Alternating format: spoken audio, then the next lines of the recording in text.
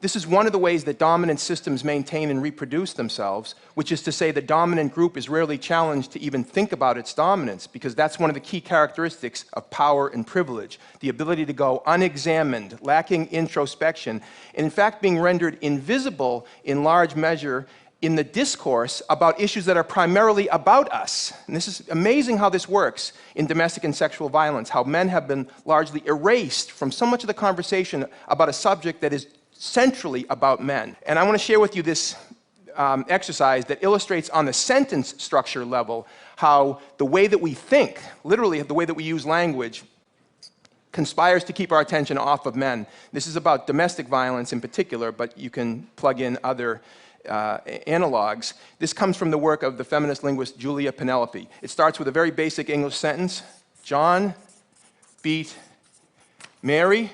That's a good English sentence. John is the subject, beat is the verb, Mary is the object. Good sentence. Now we're going to move to the second sentence, which says the same thing in the passive voice. Mary was beaten by John.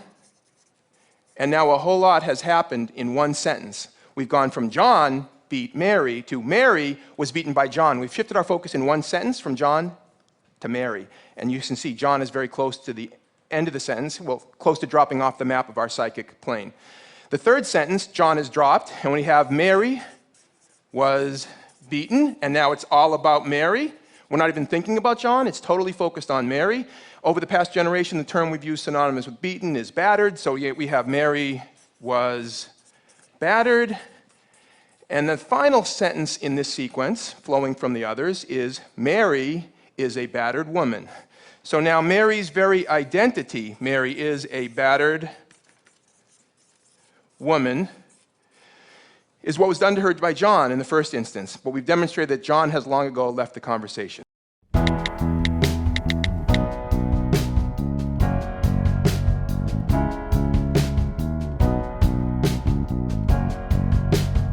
Cuando uno habla de violencia de género, está entrando en un territorio de disputa. Con esto lo que quiero decir es que depende de quién le preguntes. Por eso te digo que me pareció interesante a mí lo que pasó en la época cercana al 3 de junio. ¿Por qué? Porque muchos insistieron solo no a los feminicidios, no a los feminicidios, no a los feminicidios. Y muchas compañeras feministas estaban diciendo, a ver, obvio que no queremos más feminicidios, pero lo que no queremos es todo ese colchón que soporta y que hace que podamos llegar a los feminicidios y los feminicidios sean algo así como una consecuencia natural de una serie de violencias tremendas contra las mujeres. Pero el punto ahí es que también, al menos desde los movimientos de disidencia sexual o de diversidad sexual, bueno, ahí se está tensando la cuerda para no pensar que es solo violencia contra las mujeres, porque también hay una noción disputada acerca de qué hablamos cuando hablamos de mujeres. ¿Qué son las mujeres? Las mujeres son las mujeres biológicas. ¿Cuáles son las mujeres blancas, las mujeres heterosexuales, las mujeres burguesas? Bueno, todo el feminismo es una larga historia acerca de esa disputa para que entraran las mujeres negras, las mujeres chicanas, para que entraran para que entraran las trabajadoras sexuales, para que entraran las lesbianas, para que entraran las travestis, para que entraran, y bueno, y en ese sentido la noción de mujer es un significante vacío que va llenándose de contenidos con la lucha, con la inclusión de nuevas demandas. En realidad, cuando hablamos de violencia de género, estamos, o por lo menos en la Argentina, tal como lo hemos planteado, como ha sido planteado en la ley 26.485, que lo voy a leer para ser fiel al título, es protección integral para prevenir, sancionar y erradicar la violencia contra las mujeres en los ámbitos en el que desarrollan sus relaciones interpersonales. Cuando hablamos de violencia de género en Argentina, y pensándolo desde, digamos, la militancia para llegar a la sanción de esta ley, estamos pensando en violencia contra las mujeres.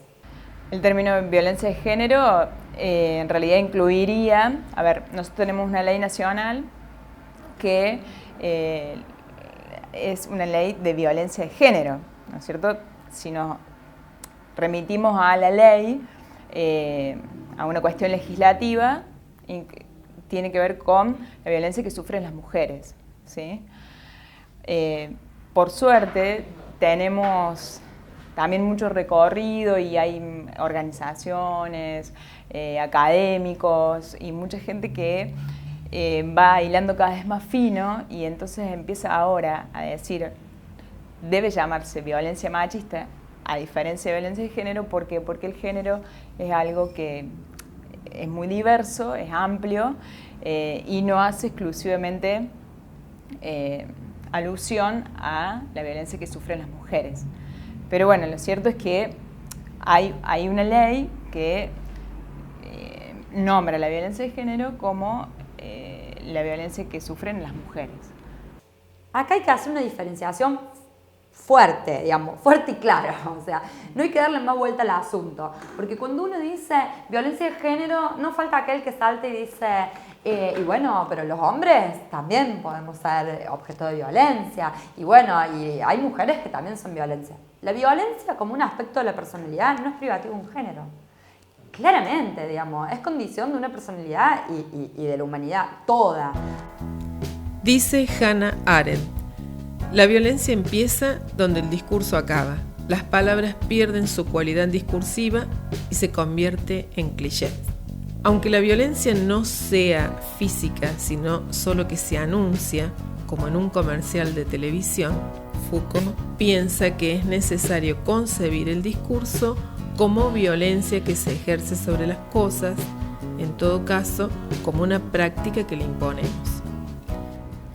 No, claro, la violencia hacia las mujeres es física, simbólica, es verbal, hay violencia económica, violencia obstétrica, violencia mediática, o sea, hay una cantidad de tipos de violencia que se ejerce hacia la mujer y que no solamente tiene que ver con su pareja o con su marido o con el hombre que le acompaña o que sea su compañero, sino también hay como que en cierta forma un sistema, por eso que decíamos mediático, o sea, a través de los medios, que se ejerce violencia.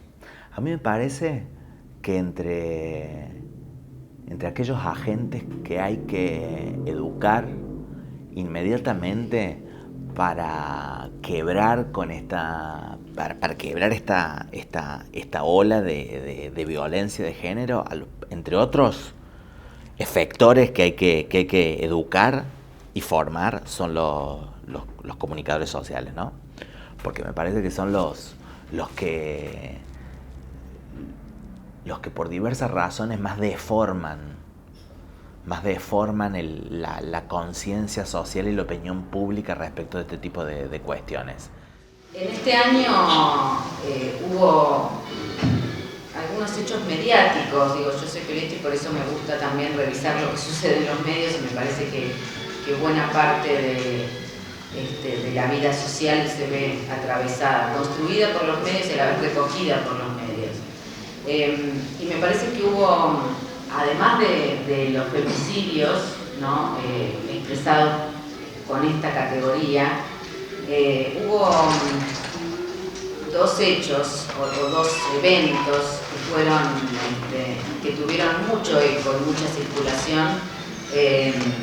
Fue uno, a lo mejor se acuerdan, a lo mejor no, a principios de abril, una joven de 20 años llamada Aisha, que grabó un video contando su experiencia con una experiencia de acoso callejero en el que ella respondió usando gas pimienta para repeler esa agresión. Y cuando estaban cerca mío, les tiré gas pimienta, que yo ya tenía preparado porque sabía, lamentablemente, que algo iba a pasar. Empezaron a insultarme diciéndome que no era para tanto y que era una loca de mierda. Y me fui y tomé el primer taxi que vi. Quise hacer la denuncia, por supuesto al principio no me la quisieron tomar, después por suerte la fiscalía me la tomó. Al principio hablé con un hombre que me decía, bueno, por un piropo no puedes hacer una denuncia, hasta que me preguntó, ¿pero qué te dijeron? Y cuando le conté lo que me venían diciendo, cosas como por ejemplo, te vamos a romper el orto, se sintió un poco más sensibilizado y tomó mi denuncia. Que la cultura de la violación existe y que hay una impunidad total está más que claro. Si no le gusta que le griten cosas, entonces que no camine por ahí. Ah, mira vos. O sea, El hombre tiene derecho a decidir cuál es el rumbo de una mujer en su trayecto por la vía pública, acosándola, violentándola, verbal y psicológicamente, y la mujer, la única acción que puede tomar frente a eso es ignorarlo, agachar la cabeza o cambiar su rumbo. Volviendo a lo otro, digamos, al tipo de violencia que plantea y cuál es la relevancia de la ley que tiene, que abarca, bueno, la violencia sexual pensando que tiene que ver no solo con una violación que puede ser en un ámbito ajeno al ámbito privado de las personas o del familiar, sino que puede ser intrafamiliar también, dentro de un mismo matrimonio, dentro de una pareja, digamos, que yo mantenga relaciones coercionada por mi pareja, es violencia de género. Generalmente en relaciones donde existen violencia hay un círculo que se repite, donde está el hecho de violento, el arrepentimiento, que es el llanto, las promesas, la luna de miel, que es donde está todo bien, que dura todo un tiempo, y vuelve a venir la violencia. Y así se repite en círculo todo el tiempo hasta que la víctima logra decir basta. Pero entre el arrepentimiento y la luna de miel, a lo mejor pasa 1 año, 6 meses, es donde están bien, donde tienen proyectos, donde muchas veces viene algún otro hijo. Entonces, es un círculo que es muy vicioso y que es un círculo casi infinito hasta que se puede dar el corte. Lamentablemente, muchos círculos terminan con la muerte de la mujer. Uno de los grandes problemas de las víctimas para poder salir de este círculo de la violencia es la falta de un trabajo, la falta de un empleo remunerado. ¿Y cómo me voy a ir si tengo 3 hijos y no tengo nada? Y si me voy, él me acusa de abandono de hogar, entonces me quedo sin mi casa. ¿Y con qué le doy de comer a los chicos? O sea, ese es un tipo de violencia muy importante.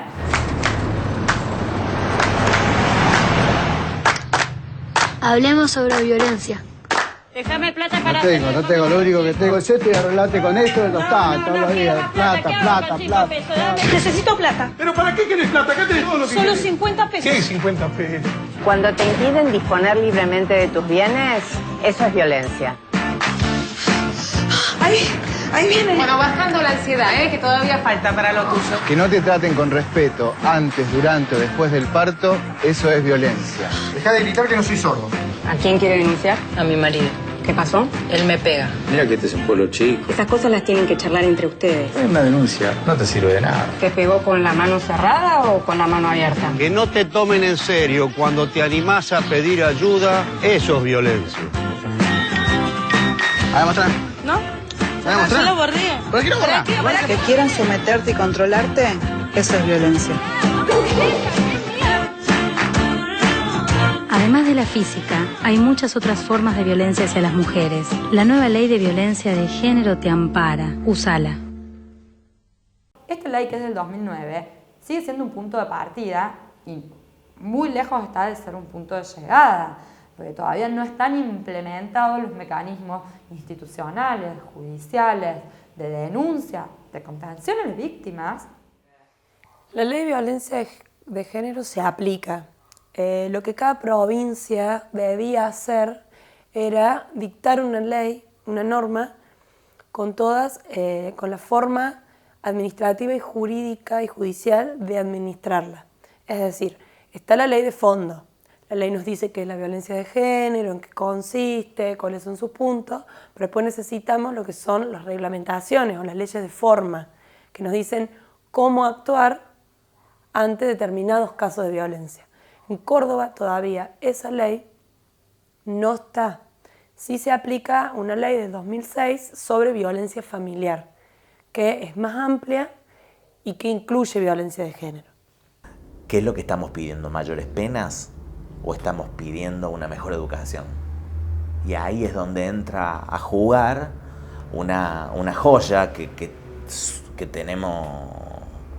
Una joya que tenemos escondida, digamos, que es la ley 26.150, que el año que viene va a cumplir 10 años, y que es la ley de educación sexual integral, y que todavía está, de alguna manera, sin una plena aplicación en todo el territorio de nuestro país, ¿no? Entonces, bueno, ese es un lugar a donde uno podría pensar, bueno, ¿a dónde se revierte el patriarcado? ¿A dónde se desarticula se desarticula el sexismo? En la escuela, ese es el primer lugar. Desde el punto de vista que, por ejemplo, cuando crecemos, o nacemos, mejor dicho, que somos niñas, ya está determinado, ¿no?, que nos tenemos que vestir de rosa, que tenemos que jugar con el bebote, la planchita, la cocinita, o sea, ya hay estereotipos de género, ¿no?, que desde nuestro nacimiento empiezan a marcarnos cuáles son los roles que debemos cumplir las mujeres, y por otro lado, a los hombres o a los varones se le da una pelota de fútbol, el auto, la pistola, todos, o sea, desde ese primer momento en donde aprendemos a jugar, pero también aprendemos el rol de lo que vamos a hacer o debemos ser cuando crecemos. Y por eso, digamos, hay tantas aristas en este análisis que uno puede hacer de la violencia, en que, bueno, no es casual que nos cueste mucho a las mujeres después, cuando somos adultas, tomar decisiones o enfrentar distintas situaciones para salir adelante, para salir a buscar un trabajo, porque nuestro lugar en realidad está dentro de la casa, haciendo la comida o cuidando a los niños. La maternidad también es una de esas imposiciones sociales tan grandes que forma parte de la violencia simbólica o de repente cultural, ¿no?, que vivimos generalmente las mujeres, ¿no? Para pensar por qué tenemos que llegar a sancionar una ley, por qué tenemos que marchar en más de 70 ciudades de la Argentina, como fue el último 3 de junio en Ni Una Menos, donde hubo en Villa María entre 4.500 y 6.000 personas solamente. Estamos pensando, digamos, que las mujeres hemos y seguimos siendo objeto de violencia por la simple condición de ser mujeres. Entonces, esto es lo que especifica a la violencia de género de la violencia en general. Entonces, sí, hay hombres que seguramente también son fruto de violencia, objeto de la violencia de género. Sí, seguramente. Ahora, ¿cuántos hombres mueren a manos de sus esposas anualmente? Porque mujeres se mueren una cada 30 horas. Cada 30 horas en nuestro país, una mujer es asesinada, víctima de violencia de género. Si conoces algún caso o vos sos víctima de violencia, llama a la línea 144.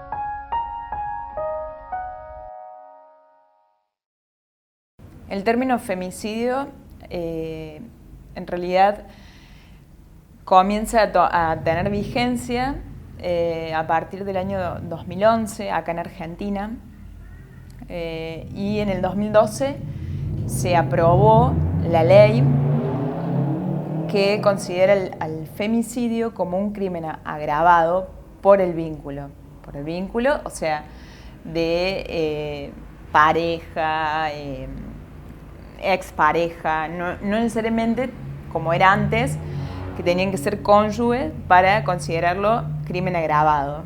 Autor responsable del delito de homicidio calificado en los términos de los artículos 45 y 80, inciso segundo supuesto del Código Penal, e imponerle la pena de prisión perpetua.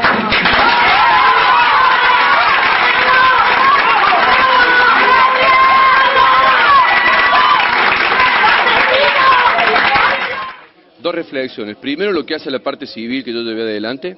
La Cámara podía aumentar la petición, aumentó, lo hizo. Estoy muy satisfecho. Y por otro lado, estoy muy feliz porque se hizo justicia. Es la justicia que la sociedad pedía y es la justicia por la que nosotros bregábamos. Estos cobardes que matan y pegan a las mujeres tienen que acabar.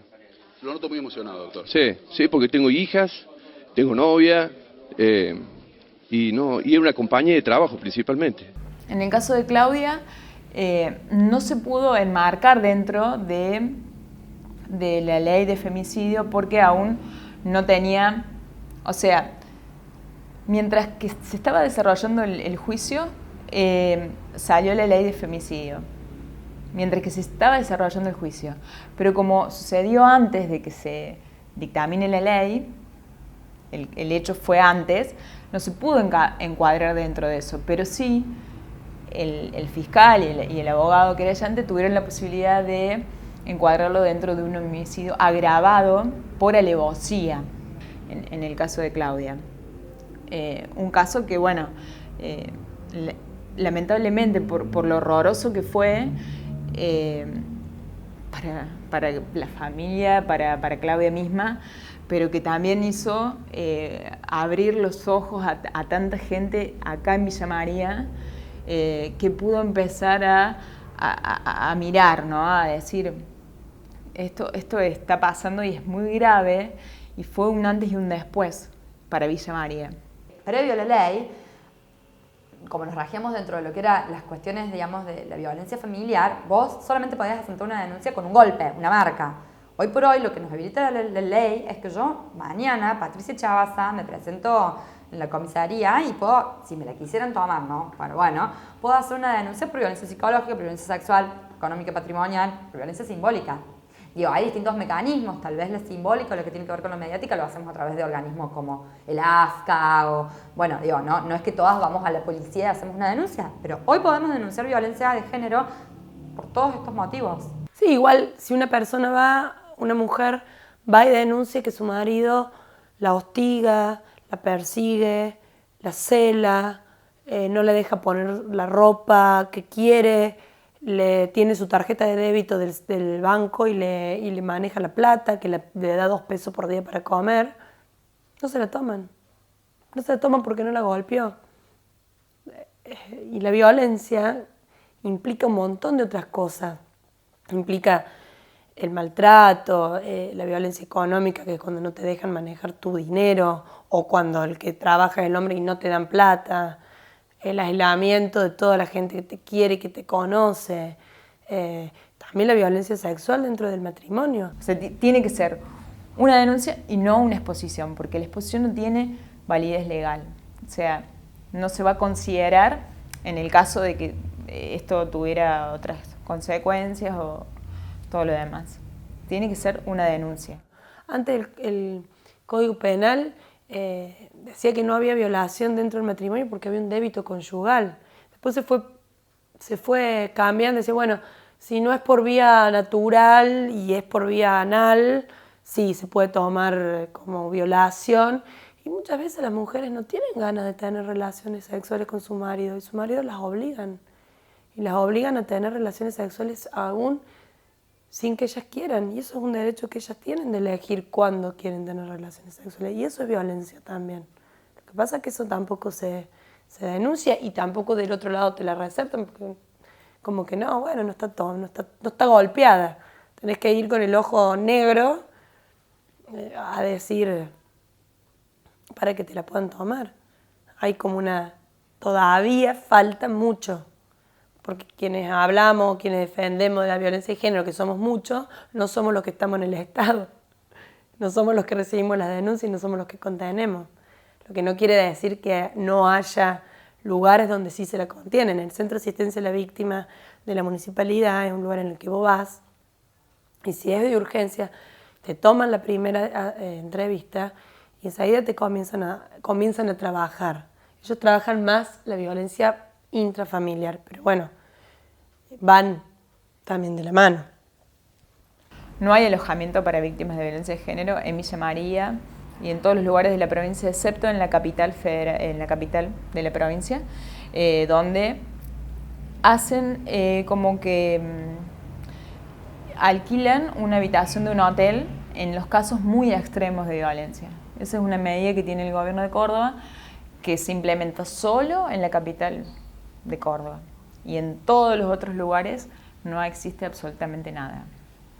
Nada. La nada misma.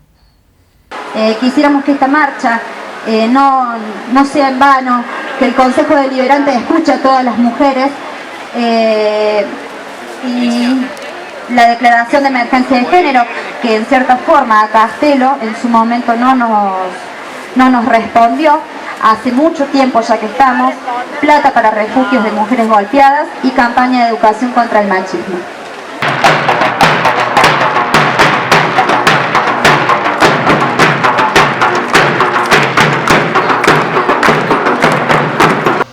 Ni una menos como consigna y llamada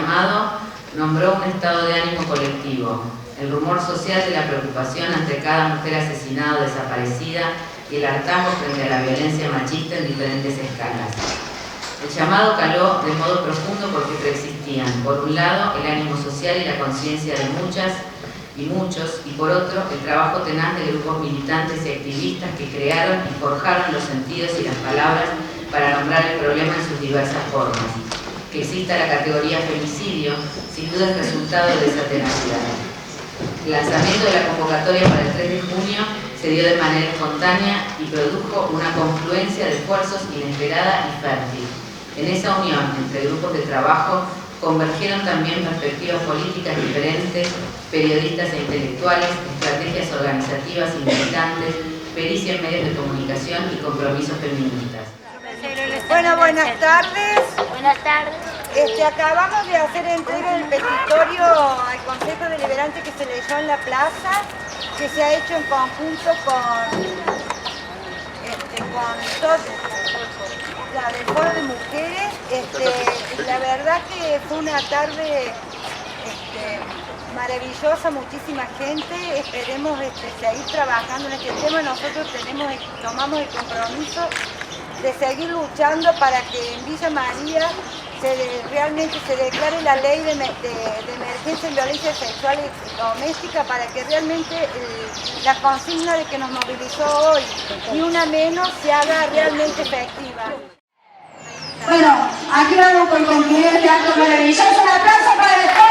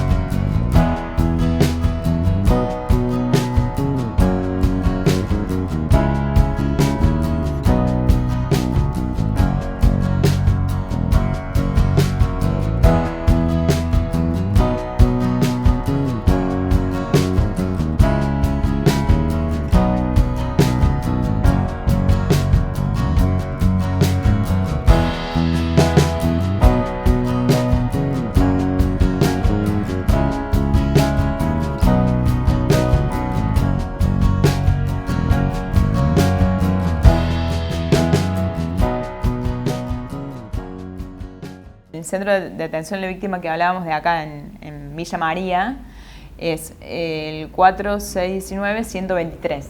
Ese es el número que pueden llamar de 8 a 13 horas únicamente.